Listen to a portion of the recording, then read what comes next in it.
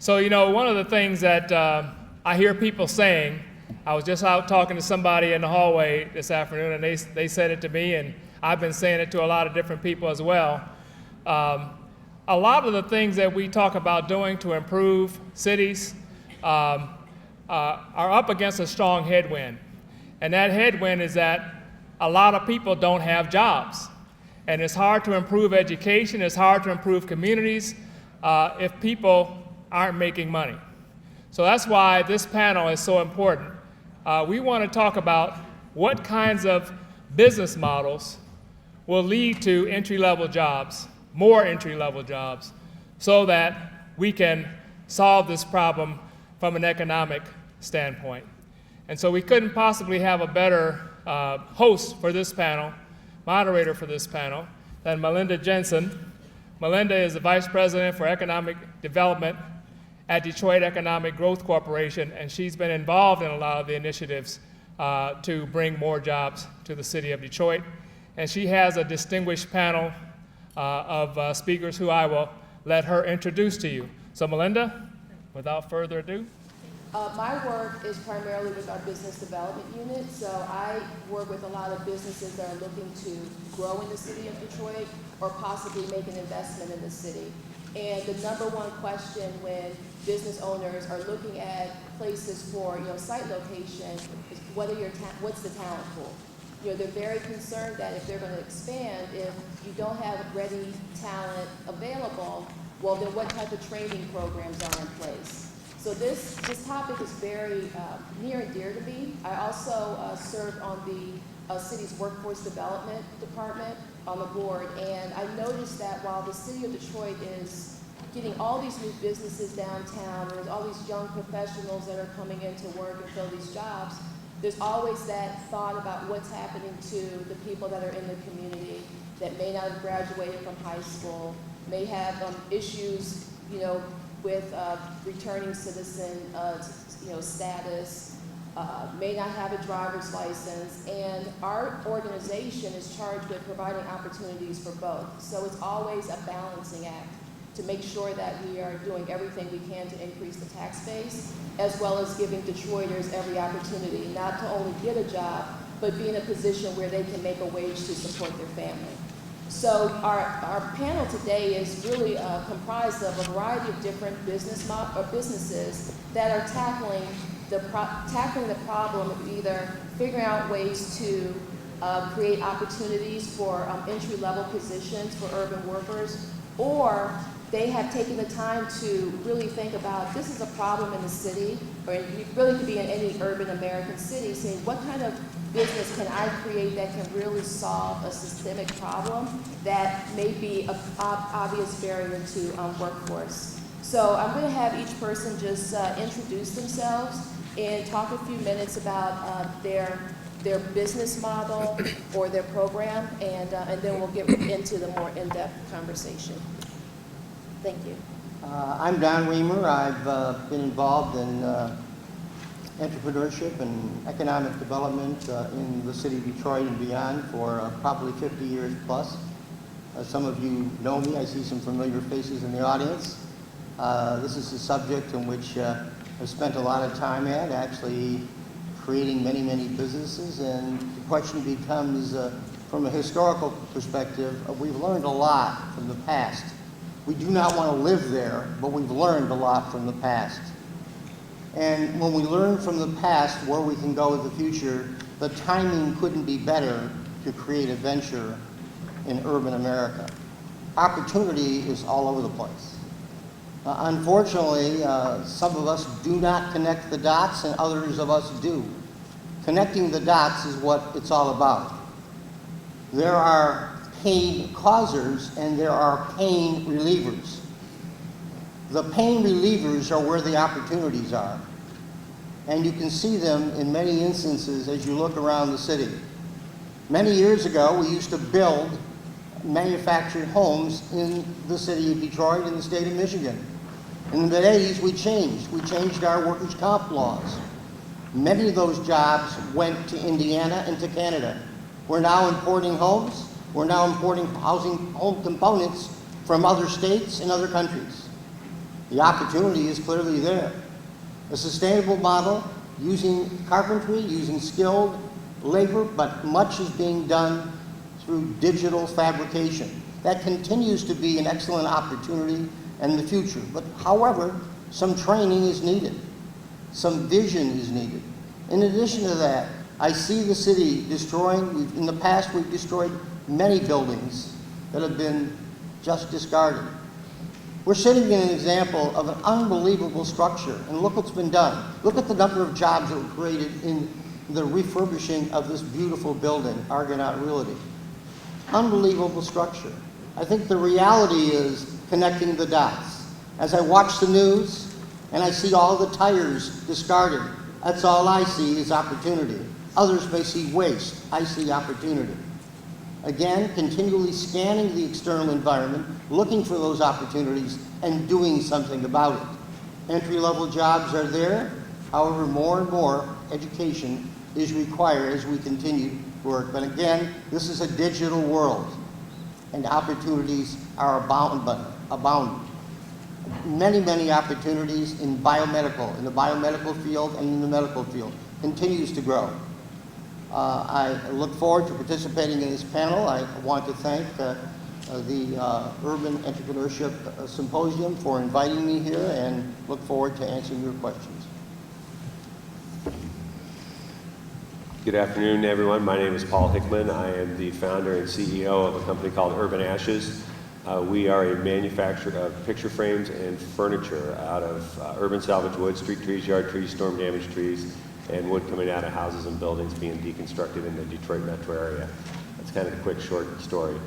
To expand a little bit on what Don said, we started in 2000, it kind of goes back to 2005. I helped start an organization called the Urban Wood Project, which was specifically created when the emerald ash borer was at its peak here in southeast Michigan, and it was to utilize that wood that was almost entirely being destroyed via mulch or being burned.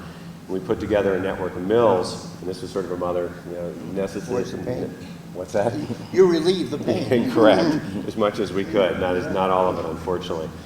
But needless to say, we were able to put together a network of mills that was able to utilize a lot of that lumber, make it available to the public. The sales were doubling every year. By 2009, myself and one of the other guys got back together and said we need to come up with a product that is scalable, that we can take nationwide or international to really dig into the number of urban salvage trees and deconstructed buildings that are being wasted.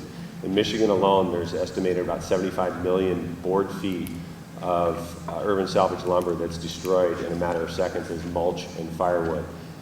That's a lot of wasted jobs. It takes seconds to destroy it. To turn it into a viable product is a whole other thing. One of the other things that we really focused on from the very beginning was we wanted to work with people who had barriers to employment, and that was ex-felons as well as disabled labor. And pretty quickly we started focusing on ex-felons because we felt that was some of the most disadvantaged labor force there is out there.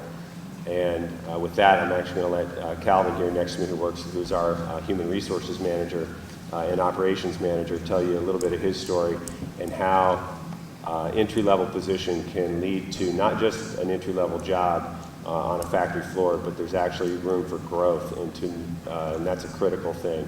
And this is specifically in regard to the ex-felon labor pool.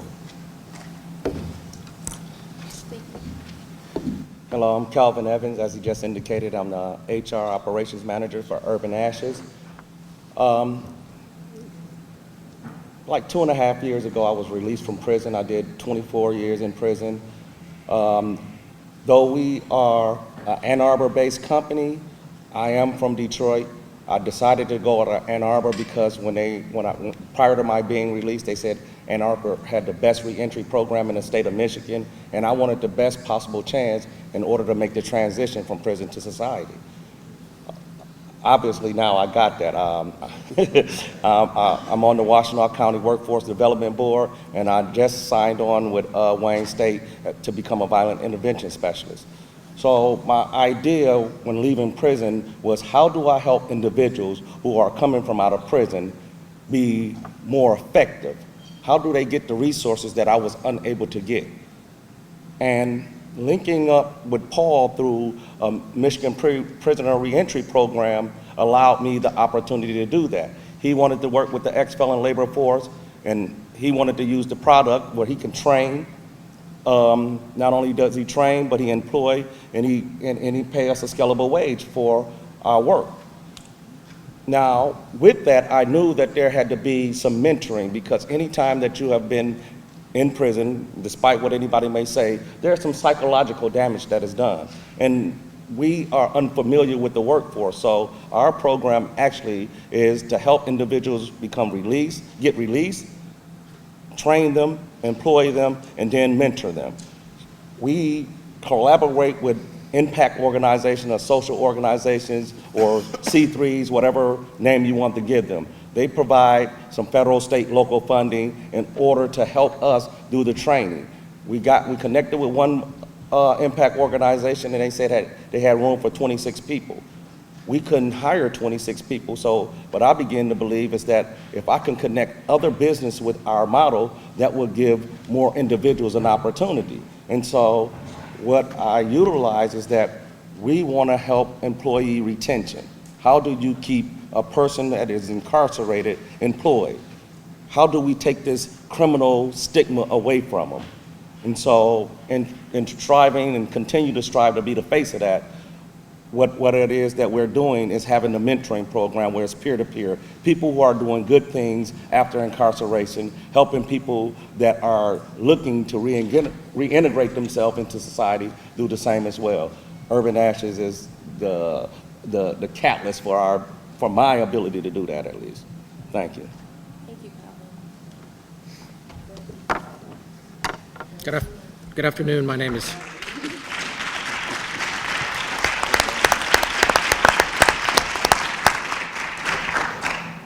I can't compete with that story. There's no way. You should have went last. My name is Heath Carr. I'm with Bedrock Manufacturing. I'm a partner in a private equity firm, and we are the group that started Shinola here in Detroit. So thank you for having me today. Thank you for listening to what all of us have to say on the panel. Just 4 short years ago, the idea of Shinola was born in Dallas, and we were sitting in Dallas with the idea that we wanted to make watches in the United States. It was a long-time dream of ours to do that.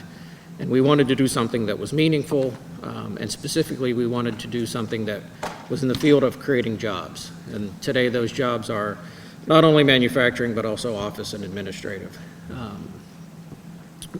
On about that time, we came to Detroit, visited the city. None of us that had this idea had ever spent much time in Detroit or had thought about manufacturing in Detroit.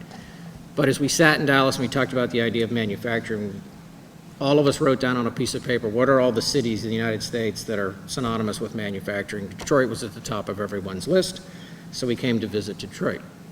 Our last stop on our tour of Detroit was actually this building. We came to this building, and for whatever reason, which is still we can't explain today, the elevator stopped on the 5th floor of this building.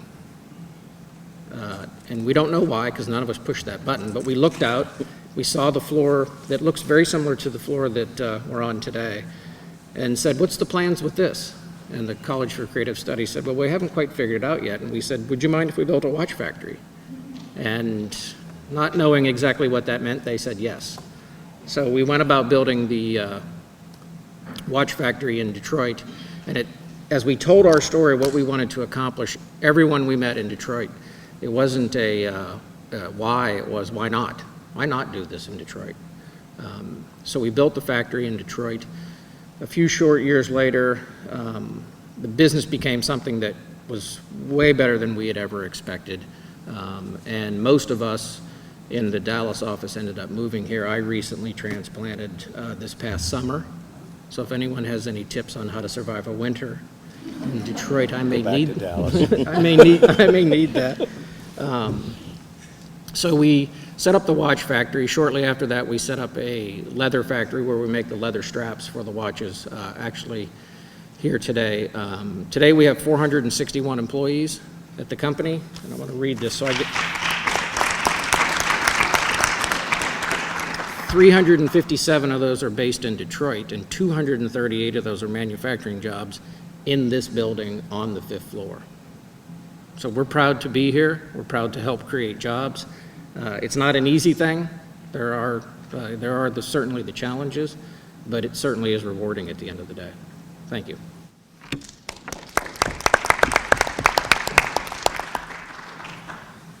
Good afternoon.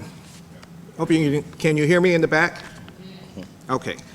My name is Jim Robinson, and I've been in this workforce space for a number of years, and I'm a serial entrepreneur, so it's not by accident that the opportunity to create a business around a major issue in the city led to the folks that I work with.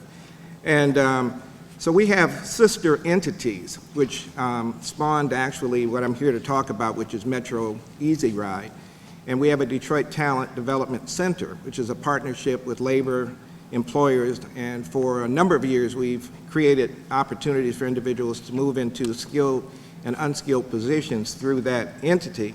But we ran upon a major problem, and that is getting individuals to training, to complete training in order to work, simple as that.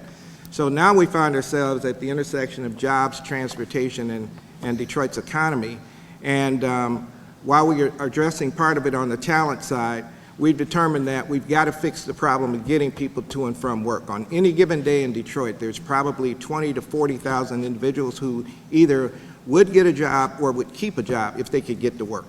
So on one hand, you have workers who have a problem with reliable transportation at the times they need it to get to work when they need to be there. And on the other hand, you have a problem for employers who need reliable workers to show up when they're supposed to show up. And in the middle is this gap. And we created Metro Easy Ride about 20 years ago as a public service, if you will, in partnership with regional malls. And what we did was to partner with the faith community. We used probably about 15 or 20 vehicles that churches made available. We basically rented them from the churches, and we provided transportation from mall to mall to mall because our primary emphasis at that time was retail. So we did it as a social venture without thinking about sustainability. And 15 years later, we were asked to put together a plan to address the current transportation challenge. And Metro Easy Ride currently provides 24/7 transportation. We service Detroit. We are launching in Saginaw, in Flint, Pontiac, Western Michigan through partnerships. Everything we do through creating partnerships at the local level. So in Detroit, for example, we partner with a number of faith organizations, workforce organizations that have vehicles that are sitting. So we're kind of the Uber of shared ride, if you will. We try to tap that capacity, and we add some logistics, and we hire drivers, and we hire individuals to work with employers. And as a result of that, we are moving now about 250 people to work a day. And as soon as it gets cold, that number is going to double. And probably by January, we're planning on transporting somewhere in the neighborhood of about 600 to 800 individuals a day to and from work. Logistics plays a big part in that because we in this area have many, many opportunities for people to work, but the work schedule is as sporadic as where people work. We have as many people who live in the city and work outside the city. In fact, twice as many residents work outside the city than those who live in the city and work in the city. So we all know that this is a major challenge. And I'll just simply add a couple of points about what we're doing and then spend a little bit more time later on. But we stay in our lane. And our lane is taking individuals to work and taking them to training for completion. We're not a public transportation, but we're a gap service. So consequently, if we can connect individuals to efficient public service or public transportation, then we do that. We either pick them up on the front end or the back end, or if we need to take them from point A to point B, we travel from here as far as to the Ann Arbor area. We take individuals on trips if they need to get to labor unions for training or for testing. And on a daily basis, we provide scheduled ride service for a substantial number of people, growing number of people who need that ride to work. So we're happy to be in this space and look forward to sharing more information with you about Metro Easy Ride as we go forward.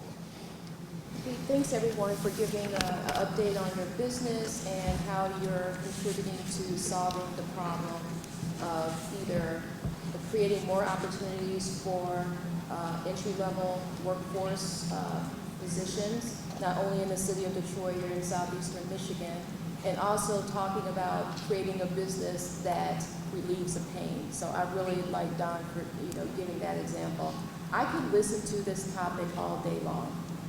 Being able to have this opportunity to talk and hear about just the variety of different types of businesses and the decision makers that really care about making an impact in this community is why I do my job. So thank you just sincerely for what you do. We can open up for any questions. I believe there's going to be 2 people walking around, so if you have questions, just raise your hand and we'll get started. There is a fair. One thing that we have instilled in individuals that we work with, there's no such thing as a free lunch, there's no such thing as a free ride. So our fares range from $2.50 a day up to $15 a day. Most of the fares for the individuals are in the neighborhood of about $5 a day. But what makes us effective, and the revenue model is based upon our partnerships with the workforce community. So for example, we probably transport 50% of our workers might be through the community ventures program that most of you all have hired individuals. We may have transported individuals for any of the workforce partners, DESC or other partners. So a lot of individuals have transportation supports, but the challenge in accessing that is typically there's no way to do it on a scale big enough to support mass numbers. So we're cashless. We make arrangements in the beginning to provide scheduled rides so that individuals are guaranteed they're going to get on the vehicle. And we negotiate our fares based upon the partnerships and the employers that we work with. And by the way, we will create probably 50 jobs by spring, from driving to logistics and employer navigating. And I'm going to ask the professor. Well, having recently returned from a trip to Dubai and seen the activities in Dubai, which was like downtown Miami, it was kind of very, very interesting. I've been doing quite a bit of international travel, and most of the time I've been spending is on opportunity recognition and engaging the customer. Often we never talk to the customer, but I think an interesting situation in terms of painstorming, there was a man whose wife was extremely arthritic, and he thought about, watched her try to peel a potato. As he watched her peel a potato, what did he find? He found, looking at her, there was an opportunity because he wanted to relieve the pain. Hence, OXO products were born. This is another example of painstorm. If you want to go back in history, what happened? What happened when all of a sudden we start dragging our luggage around and there were no wheels on the luggage? What happened when the wheels and the luggage got together? Another opportunity. Where was the pain? Where was the gain? We must continue to connect the dots. The opportunities are right in front of you. I could go on and on. My time certainly is limited. But I think that in terms of international opportunity, the world is truly flat. Pushing a button on a simple machine that you have there brings you to any place you want to in the world. So businesses that are very small, the playing field is much easier there for people to export. I'm sure that Shinola is looking for opportunities abroad, and maybe they're already in that space, but probably every bit of their production is already consumed. So I think that looking for opportunities abroad is much easier both ways. Companies that are looking to do that are abroad, they're looking to do business with U.S., and we have many governmental agencies that will connect people with international opportunities. Thank you. Paul? Yeah, I had something a little bit to add to that, which I failed to leave some of our metrics out. We are now in over 200 locations in 42 states, and that's really in the last 3 years. And so talking about the local aspect of startups, we've been able to expand across the country, even though our manufacturing is still here in Southeast Michigan. However, our model, the intent from the very beginning, was it to become a regional model that could be reproduced in a variety of different locations around the country, because the situations that created urban ashes, the urban salvage wood, and the ex-felon labor pool is definitely not unique to Southeast Michigan. So they're scalable, and that's what ours was definitely built upon, and we've already started it with our growth in the last 3 years. Can I add to that? Oh, go ahead, Carr. And there's a national initiative, it's a bipartisan approach to cut the prison population in half within the next 10 years. So with that in mind, even if that model has already worked, so we're trying to say to businesses that if we all come together and link one another with these social or impact organizations and transportation services, what it is that we can do is provide meaningful services across the country, and not just, in our little area, in our little niche. We're trying to do it, we're creating scalable modules here, just like with Easy Ride. It's a scalable module. Every one of us have a business that is a scalable module. Right, that could be applied in any urban American city, so that's what's- But Glad we're starting it here. I'll add one thing, and you're absolutely right.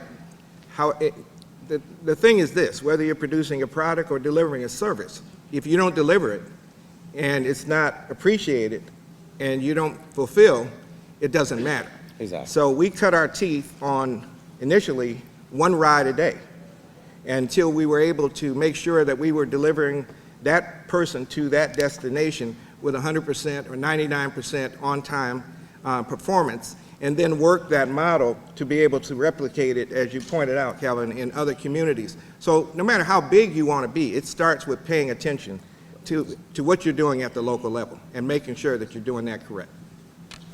Okay, so in other words, when you think about, I was just looking at the survey question up here where they're talking about what's the number one issue with starting a business, and it's fear of failure.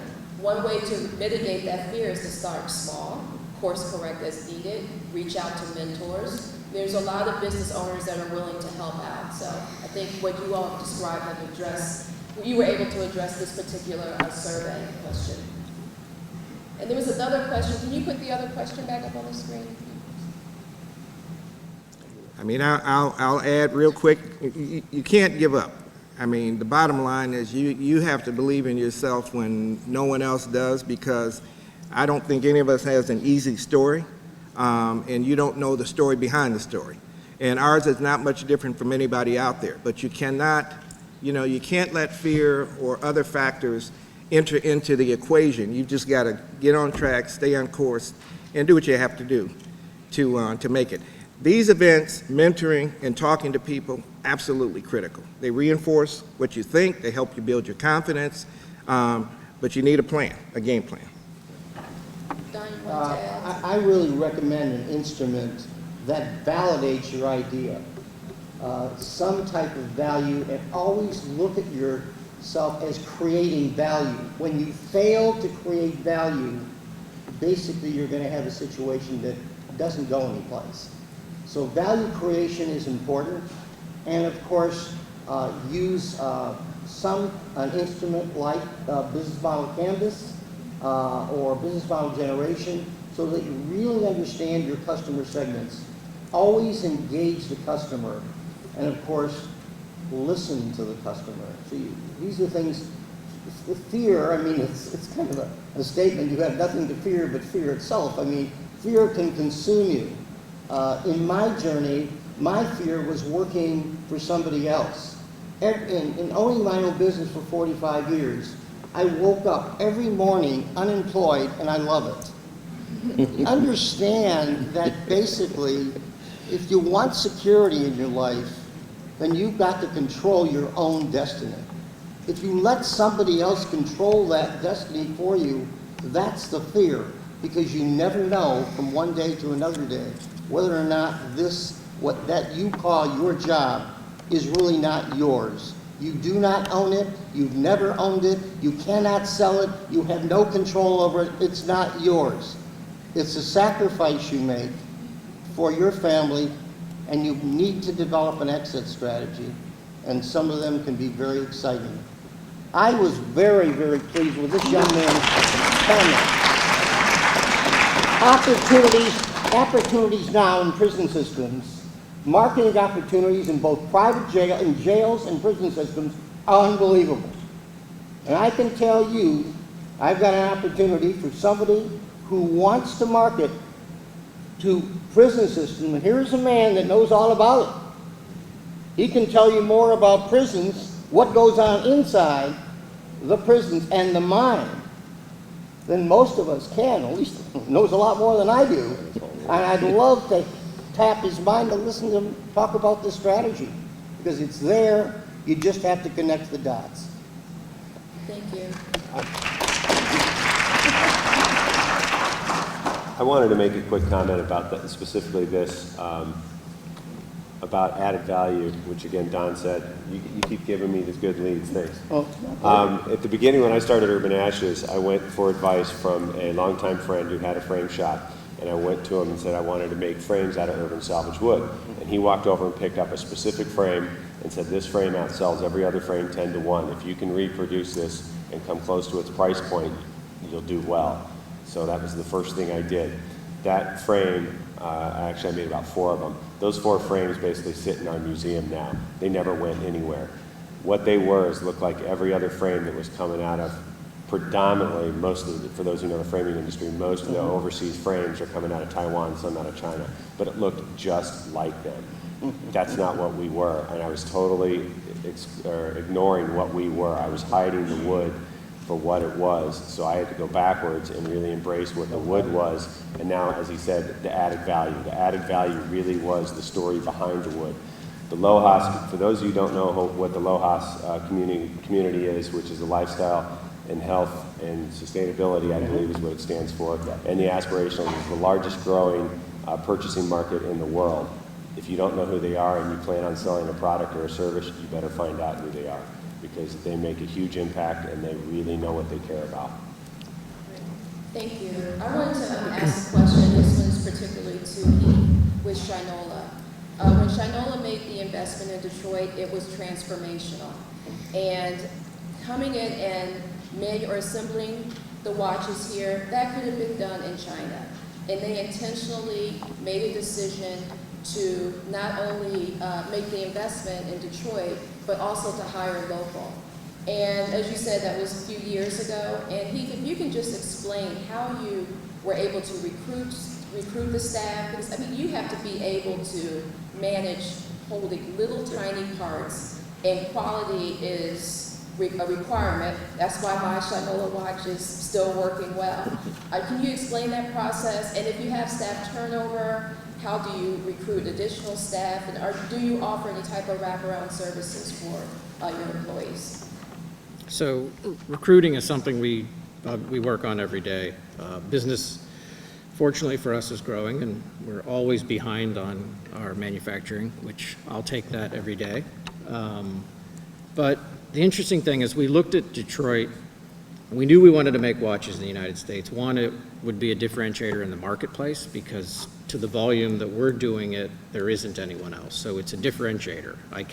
We can say that this watch is made in the United States at a level that no other watch is. So one, it's a competitive advantage. 2, coming to Detroit, we knew there wasn't a experienced watchmaking workforce anywhere in the United States, so no matter where we went, we would have to train those people. But what we were looking for was people that had some experience in some level of manufacturing, so that exists here today. So we were borrowing people from the auto industry and other industries here. But to the point of the small components, we knew we would have an uphill climb, so we brought trainers in from all over the world to train the folks that live here in Detroit how to do this. Today we partner with some recruiting services where when folks come in the door, they're considered a temp, so they're not on our payroll yet until they go through some of the training, so they can figure out whether it's something they want to do or not. This job, to your point, is not for everyone. We have an incredible factory. It's an incredible environment. So we focus on making sure that it is one of the best manufacturing facilities in the city, if not in the world, to work. So that helps us with our retention. But the process of going through some of the training is via the status as a temp, and then once they get hired on full-time, they immediately receive a raise. So for the first 90 days, they're on the temp payroll, and then they come onto our payroll.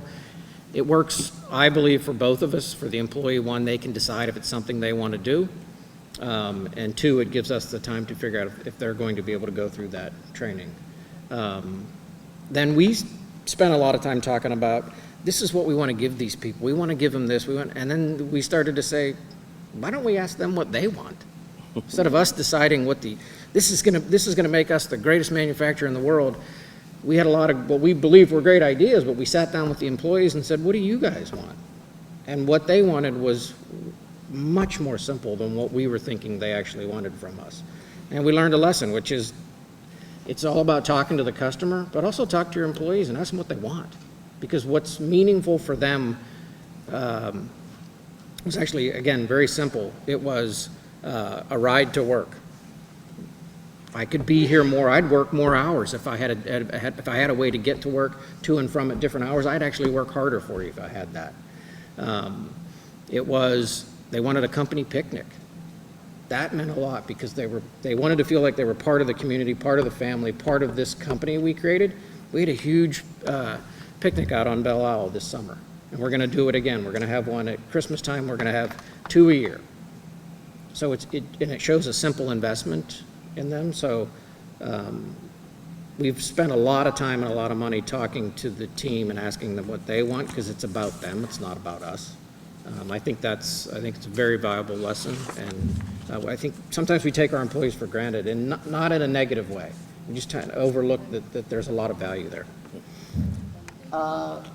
Yeah, it's a very interesting question, and I've worked with high schools as well, and many of you are acquainted with Focus Hope and the excellent work that Focus Hope has done in this community. And many years ago, we provided through the National Science Foundation something called the Greenfield Coalition, and we focused on what was called back then the Agile Technician.